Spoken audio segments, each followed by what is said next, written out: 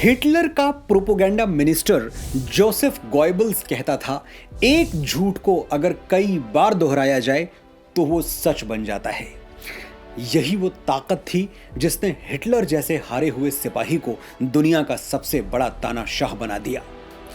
लेकिन झूठ के बल पर कमाई गई इस ताकत का परिणाम क्या हुआ? हिटलर को अंत में आत्महत्या करनी पड़ी। हिटलर की आत्महत्या किसी व्यक्ति की नहीं, उस झूठ की आत्महत्या है जो सच को दबाना चाहता है, उसे मारना और मिटाना चाहता है। भारतवर्ष के साथ भी यही हुआ है। हजारों वर्ष तक हमारी संस्कृति पर हमले होते रहे। आतताइयों की वेशभूषा, चमड़ी और चेहरे तो बदलते रहे, लेकिन दुर्भाग्यवश नीयत सबकी एक ही जैसी थी: भारत को तोड़ना, खंडित करना, लूटना और बर्बाद करना।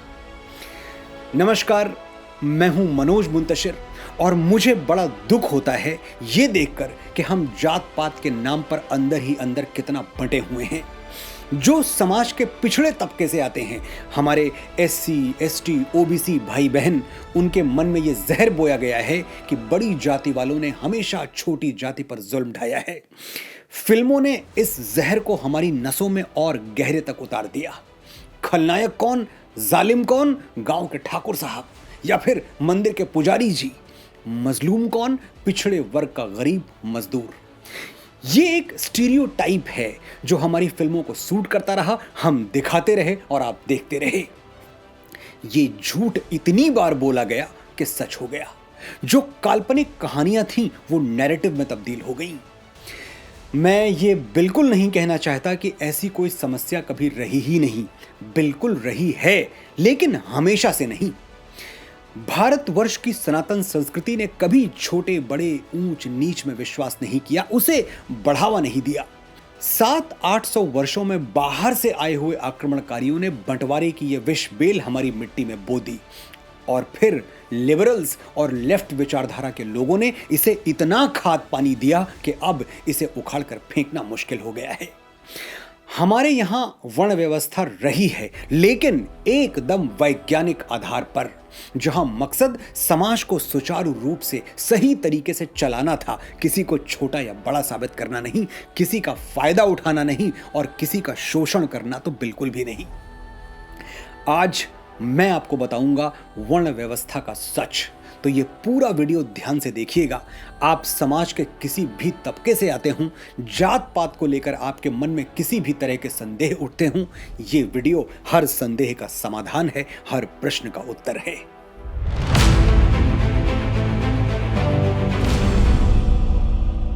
ऊंच नीच का भेद न माने वही श्रेष्ठ ज्ञानी है। दया धर्म जिसमें हो सबसे पूज्य वही प्राणी है। क्षत्रिय वही भरी हो जिसमें निर्भयता की आग, सबसे श्रेष्ठ वही ब्राह्मण है हो जिसमें तप त्याग। राष्ट्रकवि दिनकर ने बड़े सरल शब्दों में जाति व्यवस्था का दुष्प्रचार खंडित करके रख दिया। लेकिन यह व्यवस्था है क्या? आइए गहराई से समझते हैं। हमारे कर्मों और क्षमताओं के अनुसार एक व्यवस्थित और वैज्ञानिक समाज में हमारा जो स्थान है वही हमारा वर्ण है। Depending upon our natural strengths and the work we do, we have been assigned a specific place and nomenclature in the society. This is called the caste system. Shrimad Bhagavad Gita में भगवान श्री कृष्ण कहते हैं, चातुर्वर्ण्यम मया सृष्टम गुण कर्म विभागशः।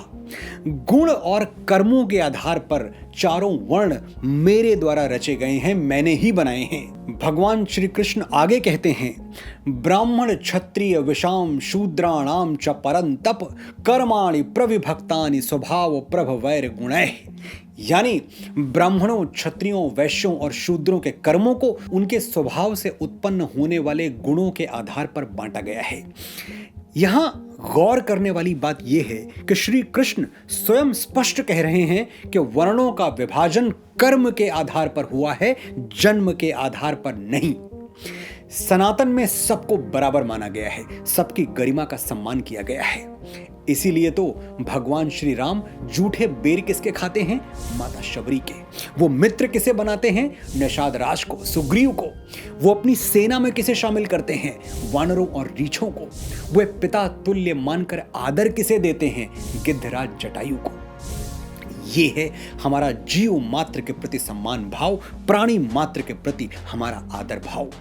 जो सभ्यता सृष्टि के कण कण में ईश्वर देखती है, वो जन्म के आधार पर अपने ही भाइयों के बीच भेद कैसे कर सकती है? बात गले नहीं उतरती। सबसे बड़ी समस्या ये है कि हम कभी कोई मूल ग्रंथ नहीं पढ़ते, श्लोकों का अर्थ और उस अर्थ के पीछे छिपे भाव को नहीं समझते।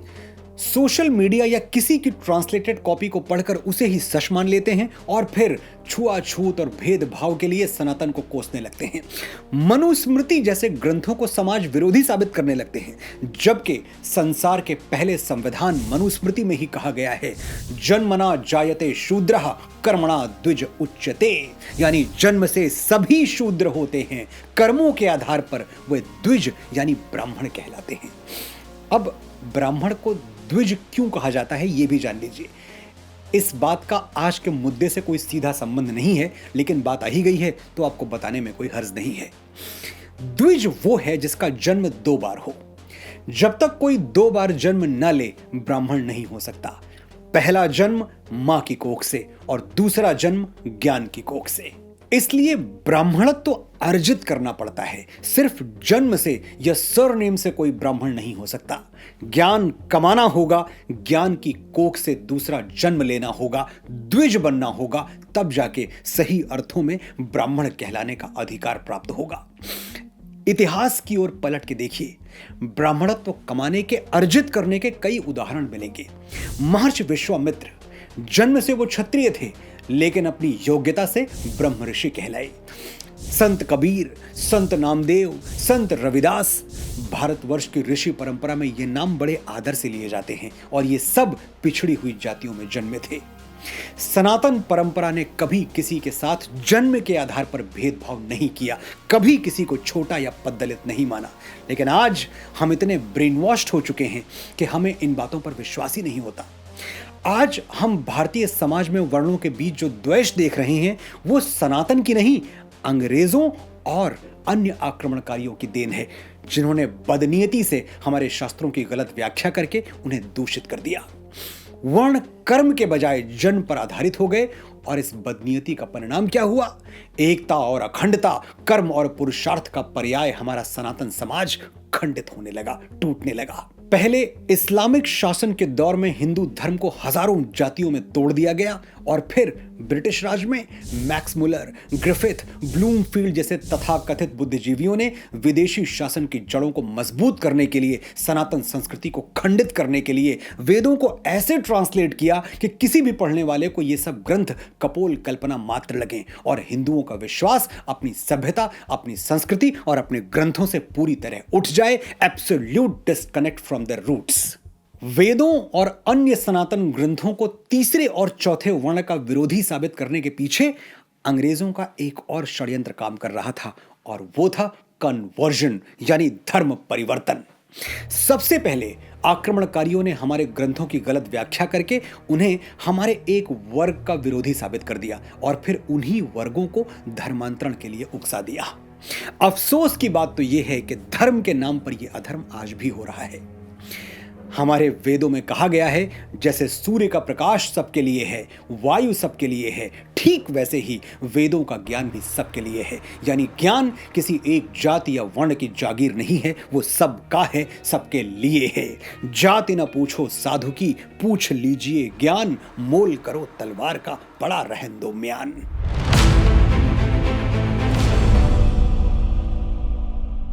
दुनिया के सबसे विकसित देशों और सबसे सफल कंपनियों की लिस्ट उठाकर देख लीजिए, एक समानता सब में मिलेगी, अनुशासन, डिसिप्लिन। और यह अनुशासन बनता है काम के क्लास वाइज डिवीजन से, यानी जिसका जो काम है वो उसे पूरी ईमानदारी से, पूरी निष्ठा से करे। कंपनी हो या देश, उन्नति का मंत्र यही है किसी भी संस्थान का प्रशासन 4 भागों में बटा होता है। इस हायरार्की में सबसे ऊपर नियम बनाने वाले लोग होते हैं, दूसरे स्थान पर नियमों को लागू करवाने वाले, तीसरे स्थान पर लेखा जोखा, उत्पादन और व्यापार विपणन यानी ट्रेड मार्केटिंग से जुड़े लोग होते हैं, और अंतिम स्थान पर इन तीनों वर्गों की मदद करने वाले जैसे साफ सफाई और शारीरिक श्रम से जुड़े हुए लोग। इस बात की पूरी संभावना है कि स्वीपर का काम करने वाला कोई भी व्यक्ति पढ़ लिखकर फर्स्ट क्लास ऑफिसर बन सकता है। ये तो हो गया कंपनी का ढांचा। देश पर आते हैं। हमारा भारत 28 राज्यों और 9 संघ शासित प्रदेशों में बटा है। कुल 739 जिले हैं और इन सभी जिलों के अंतर्गत 6.5 लाख के आसपास गांव हैं। एक भारत से 6.5 लाख गांवों के बीच का यह विभाजन सिर्फ प्रशासनिक दक्षता बढ़ाने के लिए किया गया विभाजन है, ना कि समाज का विभाजन है।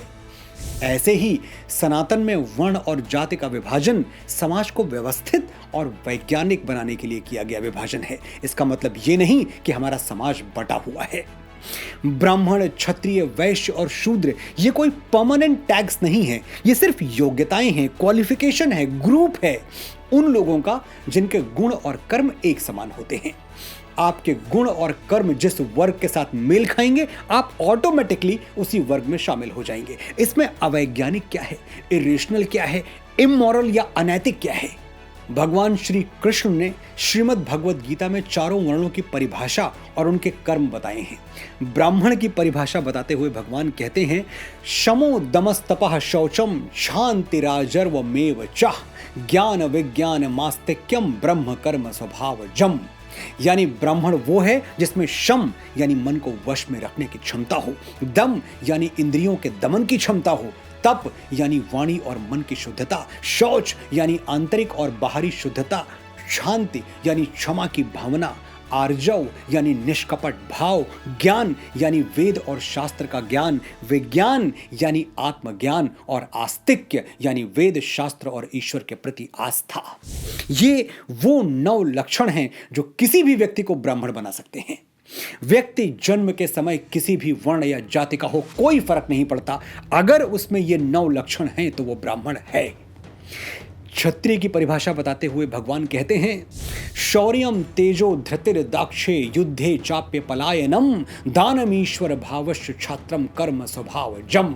अर्थात शौर्य यानी वीरता, तेज यानी तेजस्वी व्यक्तित्व, धृति यानी धैर्य, दाक्ष यानी प्रजा संचालन की दक्षता, युद्ध से पलायन न करना, दान करना और स्वामी भाव का होना। ये वो 7 लक्षण हैं जो किसी भी व्यक्ति को क्षत्रिय बनाते हैं। वैश्य और शूद्र की परिभाषा बताते हुए भगवान कहते हैं, कृषि गौरक्ष वाणिज्यम वैश्य कर्म स्वभाव जम परिचर्यात्मकम कर्म शूद्र स्यापि स्वभाव जम। यानी खेती करना, गोपालन करना और उत्पादन और व्यापार करना, ये सब वैश्यों के गुण हैं और इन सभी वर्णों की सेवा करना शूद्रों का कर्म है। यहां पर सेवा का मतलब बाध्यकारी सेवा या बंधुआ मजदूरी नहीं है। ये एक जॉब है जिसका उस व्यक्ति को उचित वेतन मिलना चाहिए। यानी भगवान श्री कृष्ण द्वारा सनातन समाज का 4 भागों में किया गया विभाजन पूर्ण रूप से वैज्ञानिक है, तर्क संगत है और इसका आधार कर्म है, जन्म नहीं।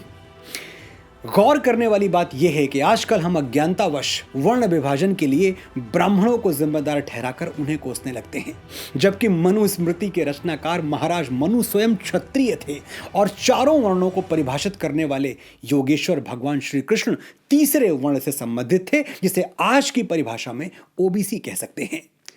यानी वर्ण और कर्म के विभाजन में ब्राह्मणों का कभी कोई योगदान रहा ही नहीं। Breaking news.